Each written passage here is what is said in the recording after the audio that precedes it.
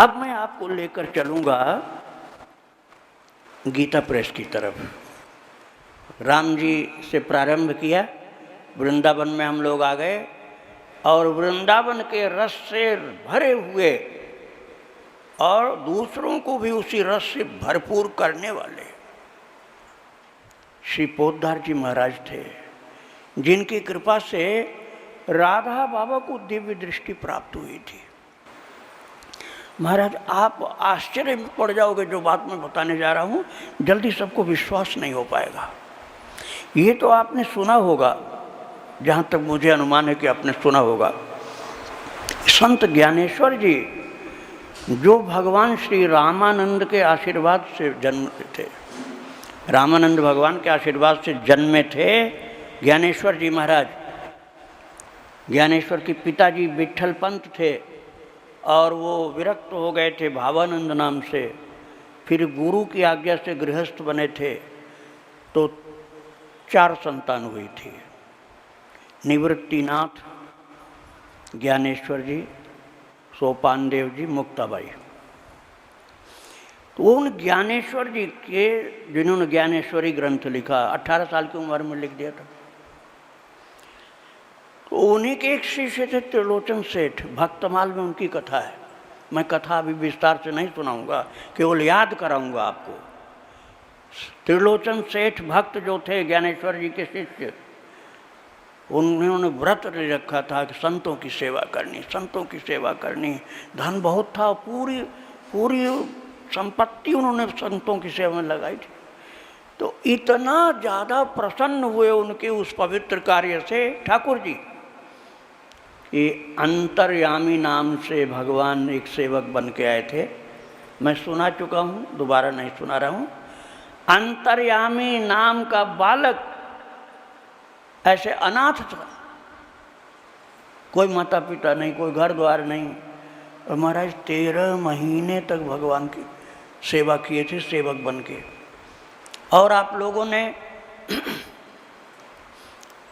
याद में करा रहा हूँ आपको, एकनाथ संत, वो भी महाराष्ट्र के ही थे, उनके यहाँ श्रीखंडिया नाम से ठाकुर जी आए थे।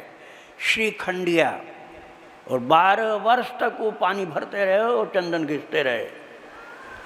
और रहस्य कब खुला, जब काशी में एक ब्राह्मण बड़े तपस्वी थे, उनको लक्ष्मी माता का दर्शन मिला, नारायण का नहीं मिला। तो उन्होंने कहा भैया आप अकेली हो, नारायण भगवान कहाँ हैं?